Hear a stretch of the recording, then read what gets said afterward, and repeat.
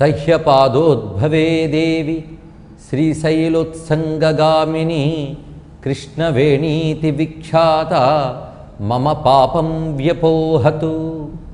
శివాయ గురవే నమః. శ్రీమాత్రే నమః. శ్రీ విష్ణురూపాయ నమః శివాయ. శ్రీకృష్ణవేణ్యై నమః. వెల్లటూరు అని ప్రసిద్ధి చెందినటువంటి శుక్లతీర్థంలో అగస్త్య మహర్షి తపస్సును ఆచరించారు. అక్కడ కృష్ణవేణి నది ఒక దేవతా రూపాన్ని ధరించి కనిపించింది. ఆ దేవతా రూపం కూడా 3 విధాల మార్పులతో గోచరించింది. మొదటిది శివరూపం, రెండవది బ్రహ్మరూపం, మూడవది విష్ణు రూపం. దీని ద్వారా బ్రహ్మ విష్ణు శివాత్మకమైనటువంటి స్వరూపాన్ని నేను అని కృష్ణవేణి మాత తన తత్వాన్ని ప్రకటించింది. మహర్షులు తపస్సులు నదీ నదముల యొక్క దేవతా రూపాన్ని దర్శించగలరు. మిగిలిన వాళ్ళు కేవలం జలరూపాన్ని మాత్రమే దర్శిస్తారు. అందుకే శాస్త్రాల్లో చెప్పిన దైవత్వాన్ని మహర్షుల అనుభవాలతో పురాణాలతో తెలుసుకుని వాటి యందు శ్రద్ధను ఉంచి తీర్థస్నానాదులు ఆచరించిన వారికి ఆ నదీ దేవత యొక్క అనుగ్రహం లభిస్తుంది. ఆ కృష్ణవేణి నదీ దేవత మూర్తిని 3 రూపాలతో స్తుతి చేశారు అగస్త్యుల వారు. ఈ స్తుతి అత్యంత ప్రధానమైనది గనక దాన్ని ఒక్కసారి స్మరణ చేసుకుని తర్వాత కృష్ణవేణి నదితో పాటు ప్రయాణం చేస్తూ అక్కడున్న దేవతల్ని దర్శిద్దాం. శుద్ధస్ఫటిక సంకాశాం ద్విభుజాం పద్మధారిణి శివమూర్తిధరాం దేవీం కృష్ణాం త్వాం ప్రణతోస్మ్యహం. ఇది శివమూర్తిగా కనిపించిన కృష్ణవేణి రూపము. కమండలుధరాం దేవీం జపమాలాధరాం శుభాం బ్రాహ్మీం సువర్ణవర్ణాభాం కృష్ణాం త్వాం ప్రణతోస్మ్యహం. ఇది బ్రాహ్మీ రూపముతో ఉన్నటువంటి కృష్ణవేణి రూపం. శంఖచక్ర గదా పద్మధారిణీం విష్ణురూపిణీం ఇంద్రనీల సమప్రక్షాం కృష్ణాం త్వాం ప్రణతోస్మ్యహం. ఇంద్రనీల కాంతులతో శంఖచక్ర గదాపద్మములు ధరించి చతుర్భుజాలతో అలరారుతున్నటువంటి కృష్ణవేణీదేవి యొక్క 3వ రూపాన్ని వర్ణిస్తూ స్మరణాత్ సర్వదోషఘ్నీం దర్శనాత్ స్వర్గదాయినీం స్నానేన ముక్తిదాం పుణ్యాం కృష్ణాం త్వాం ప్రణతోస్మ్యహం. స్మరించినంత మాత్రమే దోషములు తొలగించి, దర్శించినంత మాత్రమే స్వర్గాన్ని ప్రసాదించి, స్నానించినంత మాత్రమున ముక్తిని అనుగ్రహించే కృష్ణాదేవికి నమస్కారం. సర్వదేవమయీం సాక్షాత్ బ్రహ్మ విష్ణు శివాత్మికాం ఫలదాం సర్వతీర్థానాం కృష్ణాం త్వాం ప్రణతోస్మ్యహం. మొత్తం 5 శ్లోకములు. 5 శ్లోకములు కృష్ణవేణి మంత్రములు అని వర్ణిస్తున్నది పురాణం. వీటిని స్మరిస్తూ కృష్ణవేణి స్నానం చేయాలి అని శాస్త్రములు నిర్దేశిస్తున్నాయి. అందుకే 5 మంత్రముల వంటి శ్లోకములను చెప్పుకుని కృష్ణవేణికి నమస్కరించుకుంటున్నాం. ఈ స్తుతిని వినగానే జగన్మాతా రూపముతో కృష్ణవేణి సాక్షాత్కరించి అగస్త్యునికి వరాన్ని ప్రసాదించింది. అక్కడ అగస్త్యుడు శివలింగాన్ని ప్రతిష్ఠ చేశాడు. అది అగస్త్యేశ్వర లింగముగా ప్రసిద్ధి చెందింది. అటుపై అగస్త్యుని పేరు మీదనే అగస్త్య తీర్థము అని ఆ స్థలమునందు కృష్ణవేణి వ్యవహరింపబడుతున్నది. ఇలా మహర్షి అయిన అగస్త్యుని అనుగ్రహించి ప్రవహిస్తున్న కృష్ణానది క్రమంగా వ్యాఘ్రపురము అనే ప్రాంతానికి చేరుకున్నది. ఇప్పుడు ఆ పేరున్నటువంటి ప్రాంతము పులివెర్రు అనే పేరుతో వ్యవహరింపబడుతున్నది. ఈ వ్యాఘ్రపురమునందు వ్యాఘ్రేశ్వరుడు అనే పరమేశ్వరుడున్నాడు. ఇది అత్యంత ఉత్తమమైన తీర్థముగా చెప్పబడుతున్నది. తత్ర స్నానంచ దానంచ అనంత ఫలద స్మృతం. అక్కడ కూడా స్నానదానాదులు చేస్తే అనంత ఫలాన్ని ప్రసాదిస్తుంటాయి. ఇక్కడి నుంచి సముద్రాన్ని చేరడానికి కృష్ణ ప్రవహిస్తూ వెళుతున్నది. సముద్రానికి దగ్గర ఉన్నటువంటి ఈ ప్రాంతంలో చాలా విశేషమైన శక్తి ఉన్నది.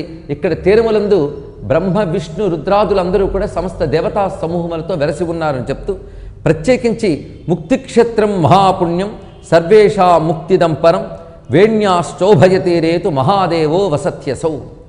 ఇక్కడ మహాదేవుడు వసిస్తూ ఉన్నాడు ఉభయ తీరముల యందు కూడా. ఏ విధంగా ఉన్నాడంటే పార్వత్యాసహ దేవైశ్చ ప్రాదురాసి జగత్పతి. పార్వతీదేవితో పాటు ఇతర దేవతాగణములు కొలుచుకుంటూ ఉండగా ఇక్కడ ఉభయ తీరముల యందు స్వామి వెలసి ఉన్నాడు. ఈ దివ్యమైనటువంటి వ్యాఘ్రేశ్వర తీర్థానికి ఎంతో మహిమ ఉన్నది. ఇది దాటి కొంత దూరంలో ఉన్నటువంటి మరొక దివ్య తీర్థము కుమారక్షేత్రము అని చెప్పబడుతున్నది. వ్యాఘేశ పూర్వ దిగ్భాగే కుమారక్షేత్రముత్తమం సుబ్రహ్మణ్యో వసత్యత్ర భుక్తిముక్తి ఫలప్రద తత్ర స్నానం త్వయ కుర్యాత్ కోటి జన్మాఘనాశనం. ఆ కుమారతీర్థంలో స్నానం చేస్తే జన్మజన్మల పాపములు పోగొట్టడమే కాకుండా పుత్రప్రదమ పుత్రాణం సర్వారిష్ట వినాశనం. పుత్రులు లేని వారికి పుత్రులు కలుగుతారు, సర్వ అరిష్టములు తొలగుతాయి. అక్కడికి తూర్పు వైపు తత తేకుపల్లీతి క్షేత్రం శివవిభూషణం. తేకుపల్లి అను క్షేత్రమున్నది. ఇది శివుడు అక్కడ భాషించడం చేత ఈ తీర్థము శివునిచే అలంకృతమై మరింత దివ్యముగా ఉన్నది. ఈ తేకుపల్లి అని సంస్కృతంలో చెప్పబడినటువంటిదే ఇది టేకుపల్లి అనే పేరుతో ఇప్పుడు వ్యవహరింపబడుతున్నది. అక్కడ ఉన్నటువంటి శివుడు తత్ర రామేశ్వరో దేవో యగస్త్యమును పూజిత. అక్కడ రామేశ్వరుడు అనే పేరుతో శివుడున్నాడు. అగస్త్య మహర్షి ఈ శివుని ఆరాధించాడు అని పురాణం చెప్తున్నది. ఇక్కడ అగస్త్య మహర్షి ప్రస్తావన దక్షిణాపథంలో చాలా విశేషంగా కనబడుతున్నది. మొత్తం దక్షిణాపథం అంతా కూడా అగస్త్యముని రాకతో పవిత్రమైనది. ఇక్కడ దివ్యమైన సంస్కారాన్ని వ్యాపింపజేసి అనేక దేవతాశక్తుల్ని ఇక్కడ కేంద్రీకృతం చేశాడు అగస్త్య మహర్షి. ప్రత్యేకించి అగస్త్యుల వారు సుబ్రహ్మణ్య తత్వాన్ని దక్షిణాపథంలో ఒక పరంపరగా వ్యాపింపజేసిన వాడు. అందుకే సుబ్రహ్మణ్య క్షేత్రమనందు కూడా అగస్త్యుల వారు ఇక్కడ వివిధ రూపములుగా సర్పరూపములుగా ఉన్న సుబ్రహ్మణ్యుని దర్శించారు. వాసుకి అనంత ఇత్యాది సర్పరూపములతో ఉన్న సుబ్రహ్మణ్యుని కూడా ఇక్కడ దర్శించినట్లుగా పురాణములు చెప్తున్నాయి. అందుకే ఇక్కడికి దగ్గరలోనే ఎత్ర నాగేశ్వరో దేవ కృష్ణాచోత్తరవాహిని తత్ర స్నాత్వాచ పీత్వాచ బ్రహ్మహత్యాం వ్యపోహతి. కృష్ణ ఉత్తరవాహినిగా వెళుతున్నటువంటి ఆ చోట నాగేశ్వర పేరుతో పరమేశ్వరుడున్నాడు. ఇది కూడా ఒక సుబ్రహ్మణ్య తత్వమే. సుబ్రహ్మణ్యుడు అటు శివతత్వము ఇటు నాగతత్వము రెండు కలబోసినటువంటి దివ్యతత్వము. ఇక్కడ దివ్య సర్పాల్లో ఒకటైన కర్కోటకుడు కూడా పూజింపబడుతున్నాడని చెప్తూ కర్కోటక క్షేత్ర రూపం త్వేతలింగం శిలామయం వశిష్ఠ పూజయామాస పార్వత్యా సహదుర్గయ. ఈ కర్కోటక క్షేత్రం నందు వశిష్ఠుడు శిలారూపముగా ఉన్నటువంటి శివుని ఆరాధించాడు, అంటే లింగరూపముగా ఉన్నటువంటి శివుని ఆరాధించాడు. అదేవిధంగా దుర్గారూపిణి అయిన పార్వతి కూడా ఇక్కడ ఆరాధింపబడుతున్నది. ఈ కర్కోటక క్షేత్ర సమీపమంతా కూడా కదలీపురము వాసిష్ఠపురము అని చెప్పబడుతున్నది. తదుత్తర దిశి శ్రీమన్ నాగకుండం సుఖావహం. అక్కడ నాగకుండమును కుండమున్నది. ఈ నాగకుండము యొక్క మహిమ అనంతుడు కూడా వర్ణించలేడు అని చెప్తున్నారు. ఆ దివ్యమైన నాగకుండానికి దగ్గరలో ఉత్తరం వైపు బ్రహ్మకుండంచ రౌద్రకం, బ్రహ్మకుండము రౌద్రకుండము అనే రెండు కుండములు కూడా ఉన్నాయి. కుండత్రయే స్నానదాన జపహోమార్చనాధికం. ఈ నాగకుండ బ్రహ్మకుండ రుద్రకుండముల యందు స్నానము చేసిన దానము చేసిన జప హోమాది క్రియలు చేసినప్పటికి కూడా లవమాత్రం కృతం చేత్యాత్ అనంత ఫలమస్నుతే, కాసింత చేసిన అనంత ఫలం లభిస్తున్నది అని చెప్తూ ఉన్నారు. వశిష్ఠ కౌశికశ్చైవ యత్ర సంవాదకాంక్షిణం తపస్తప్తుం ప్రచక్రాతే వశిష్ఠ సిద్ధిమాప్తవాన్. ఇక్కడ వశిష్ఠుడు కౌశిక మహర్షి ఉభయులు తపస్సును ఆచరించారు. ముఖ్యంగా కౌశికుడు అనగా విశ్వామిత్రుని అర్థం. ఉభయులు తపస్సును ఆచరించినటువంటి చోటు ఇది. విశ్వామిత్రుడు విష్ణువుని ఆరాధించి ఆ విష్ణువు యొక్క కృష్ణమూర్తిని ఇక్కడ దర్శించాడు. వేణునాద ప్రియం శ్రీమచ్చతుర్బాహుం మనోరమం గోపాల విగ్రహం క్షేత్రపాలకం కృతవానసౌ. ఈ విధంగా విశ్వామిత్రుడికి వేణుగోపాలమూర్తిగా విష్ణువు దర్శనమిచ్చాడు. ఇదంతా కూడాను కర్కోటక క్షేత్ర మహిమ. ఇది వైశ్వామిత్ర క్షేత్రమని వశిష్ఠ క్షేత్రమని చెప్పబడుతున్నది. ఈ కర్కోటక క్షేత్రంలో శివుడు నాగేశ్వర రూపంతో ఆరాధింపబడుతున్నాడు. సర్వాభీష్టప్రదుడి సర్వసిద్ధిని ఇచ్చేటటువంటి ఈ దివ్యక్షేత్రం మహిమ అనంతమైనది. దేవతలు కూడా దీన్ని సేవిస్తారని చెప్పారు. ఇక్కడ సుబ్రహ్మణ్య క్షేత్రం నుంచి కర్కోటక క్షేత్రం వరకు వర్ణనంతా సర్పరూపమైనటువంటి తత్వాన్ని చెప్తున్నది. ఇదే ప్రసిద్ధిగా ఇప్పుడు మోపిదేవి అనే పేరుతో వ్యాప్తి చెందినటువంటిది. మోపిదేవి సుబ్రహ్మణ్య క్షేత్రం అగస్త్యుల వారు బహురూపాలుగా సుబ్రహ్మణ్యుని సర్పరూపాలుగా చూసినటువంటి చోటు. అది కూడా కృష్ణాతీరనందే భాషిస్తున్నది. ఈ విధంగా సుబ్రహ్మణ్యం దివ్యమైన కృష్ణానది పుట్టిన చోటు నుంచి సాగరంలో కలిసే వరకు కూడా ప్రతి చోట ఆ తీర ప్రాంతమునందు అర్చించవలసిన దేవతలు ఎవరెవరో వివరించారు. అందులో ప్రధానంగా గణేశుని భైరవుని చెప్పారు. ఇక్కడ అంటే గణపతిని ఆరాధించడం, ఆ తర్వాత భైరవుని ఆరాధించడం, ఆ తర్వాత శివకేశవుల్ని అమ్మవారిని సుబ్రహ్మణ్యాన్ని ఆరాధించడం. ఇలా దేవతల్లో ప్రధానమైన వారందరూ కూడాను కృష్ణా తీరంలో పుట్టిన దశ నుంచి సాగర సంగమ దశ వరకు కూడా ఆరాధింపబడుతున్నారు. అదేవిధంగా ప్రసిద్ధి చెందిన మహర్షులందరూ కూడా కృష్ణా తీరంలో తపస్సును ఆచరించి వాళ్ళ పేరున రకరకాల తీర్థాలని ఇక్కడ ఏర్పరచగలిగారు. ఆ మహర్షుల పేరుతో ఆ తీర్థములు ప్రస్తుతం వ్యాప్తి చెంది ఉన్నాయి. ఆ తర్వాత కృష్ణానది సాగర సంగమానికి వెళుతూ ఉండగా పురాణం ఇక్కడ గొప్ప వైభవాన్ని వర్ణిస్తున్నది. ఆ సాగరుడు పావనమైన కృష్ణానదిలో కలుస్తున్నందుకు సంతోషించాడు. ఆ సంగమ ఘట్టం చాలా విశేషమైనది. ఆ సమయంలో సర్వదేవతలు బ్రహ్మ విష్ణు రుద్రుడితో కూడా అక్కడికి చేరుకున్నారు అని చెప్తూ దివ్యమైనటువంటి దుందుబులు మ్రోగుతూ ఉండగా సాగరములో సంగమించింది కృష్ణానది. ఈ సాగర సంగమ తీర్థం చాలా విశేషమైనటువంటిది. ఇక్కడ స్నానం చేస్తే అది అత్యంత ఉత్కృష్టమైన ఫలితాన్ని ప్రసాదిస్తుందనేది, అందున పుష్కర స్నానం ఇక్కడ చాలా విశేషంగా చెప్తూ ఉన్నది పురాణం కూడా.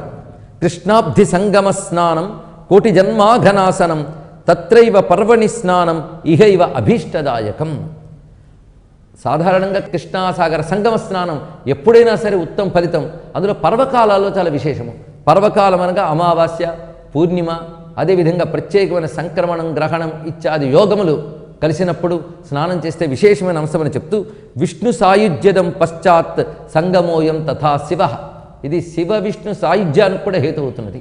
కామ్యంగా చేస్తే కామిత ఫలాలు లభించడమే కాకుండా నిష్కామంగా ఆచరించిన వారికి చిత్తశుద్ధి, జ్ఞానము, మోక్షము కూడా లభించే అవకాశము ఈ దివ్యమైనటువంటి కృష్ణాసాగర సంగమ స్నానం వల్ల లభిస్తున్నది. కృష్ణవేణ్యంబుది సంగమంతం స్మరేత భక్త్యా ప్రణమేత వా యది సయాతి లోకం శివ విష్ణుగుప్తం తత్రావగాహస్య ఫలం న విద్మః. అక్కడ ఫలము ఇంత అని చెప్పలేము. ఇక్కడ ఒక కథని చెప్తూ ఉన్నది పురాణం. ఈ కథలో క్షేత్ర ప్రశస్తి, తీర్థ ప్రశస్తి ప్రధానమైనటువంటి అంశం. ఇక్కడ రకరకాలైనటువంటి పాపాలని కడిగి గంగాదేవికి కూడా పాప కాలుష్యం అంటింది. గంగ సహజంగా శుద్ధమైనప్పటికి కూడా పాపుల పాపాలని శుద్ధం చేయడం చేత ఆ పాపమాలిన్యమంతా అంటి గంగ మలినమైతే ఆ మాలిన్యాన్ని పోగొట్టుకోవడానికని గంగ కాకి రూపంలో పుష్కర కాలంలో ఇక్కడ కృష్ణాసాగర సంగమ స్నానం చేసిందని, వెంటనే కాకి రూపంలో మునిగిన గంగ హంస రూపంలో తిరిగి వెలికి వచ్చింది. అంటే సర్వపుణ్యములతో అన్ని పాపములు బయట పెట్టుకుని తిరిగి శుద్ధమై వచ్చినది. అలాగా కాకిలా మునిగిన గంగ హంసలా మారి వెళ్ళింది గనక ఈ ప్రాంతానికి హంసల దేవి అని పేరు వచ్చినది అని పురాణం చెప్తున్న అంశం. ఇందులో గంగ కాకిలా మారడం ఏంటి, ఇలాంటి ప్రశ్నలన్నీ ప్రధానం కాదు. ఇక్కడ ఎలాంటి పాపాన్నైనా కూడాను తొలగించగలిగే శక్తి ఈ కృష్ణాసాగర సంగమ స్నానానికి ఉంది అనే శ్రద్ధను మనకు కలిగించడానికై మహర్షి ఈ కథ ద్వారా మనకు తెలియజేస్తున్నాడు. ఇక్కడ గంగా అంత పవిత్రమైన మూర్తి కూడా పుష్కర కాలంలో కృష్ణాసాగర సంగమ స్నానం చేసింది అంటే ఈ కృష్ణా పుష్కర కాలంలో ఇక్కడ స్నానానికి చాలా విశేషం ఉన్నది. ఎక్కడైనా సరే కృష్ణా స్నానం ముఖ్యమే. అందున ఈ సాగర సంగమ స్థలము అంత పవిత్రమైనది అని విశేషంగా కొన్ని అధ్యాయాలు వర్ణిస్తున్నాయి స్కాంద పురాణం ఇత్యాదులు. అందున ప్రధానంగా ఈ పుష్కర కాలంలో ఈ పవిత్రమైన తీర్థాన్ని స్మరించి మనం ధన్యులమవుతున్నాం. మొత్తంగా కృష్ణ ప్రవహించినటువంటి ఈ తీరములన్నీ ఎంత విశేషమో చెప్తూ యథా గుడమయం పిండం సర్వత్ర సకలేష్టద కృష్ణవేణ్యుభయతటే యోజనాభ్యంతరే స్థితం తత్క్షేత్రం ముక్తిదం ప్రాహు అంతరా సహ్య సాగరౌ. అంతరా సహ్య సాగరం, సహ్య సాగరముల నడుమ ప్రాంతమంతా కూడా కృష్ణవేణి పవిత్రమే. అంటే సహ్యాద్రి నుంచి సాగర పర్యంతము ఉన్నదంతా కూడా పవిత్రమే. ఎలా అంటే ఒక పటిక బెల్లం ముక్కలో ప్రతి అణువు ఎలా తీయగా ఉంటుందో కృష్ణవేణిలో ప్రతి బిందువు అంత పవిత్రమే అనే చక్కని ఉదాహరణ చెప్తున్నాడు వ్యాసదేవుడు. మాఘమాసాది పవిత్రమైన స్నానములే కాకుండా కృష్ణాంగార చతుర్దశ్యాం, కృష్ణపక్షంలో మంగళవారం నాడు చతుర్దశి పడితే అదొక మహాయోగం. ఆ రోజున కృష్ణాస్నానం విశేషమైనది. అదేవిధంగా గ్రహణేషు విష్ణోర్దినే అనగా ఏకాదశి, అర్కవారే ఆదివారము, ఇవి స్నానానికి అత్యంత యోగ్యమైనవి. అదేవిధంగా పౌర్ణమాసి, సంక్రాంతి, అష్టమి, చంద్రసూర్యుల గ్రహణ కాలము, ఇవన్నీ కూడా స్నానమాత్రేణ శతక్రతుం ఫలం లభేత్. స్నానమాత్రం చేతనే 100 యజ్ఞముల ఫలమునిస్తున్నది. అదేవిధంగా జన్మ నక్షత్రే, వారి వారి యొక్క జన్మ నక్షత్రాల్లో కానీ కృష్ణవేణిలో స్నానం చేసినట్లయితే వాళ్ళు దీర్ఘాయుష్మతులు అవుతారు అని కూడా చెప్తున్నది పురాణం. ఇక్కడ స్నానదానాది వైభవాన్ని వర్ణిస్తూనే మరొక వైభవాన్ని చెప్తూ ఉన్నారు. ఇక్కడ కామధేనుంచ కృష్ణంచ సృష్ట్వా బ్రహ్మా దదౌ పుర సురేభ్య ప్రథమాం త్వేతాం మర్త్యేభ్యో యగనాశిని.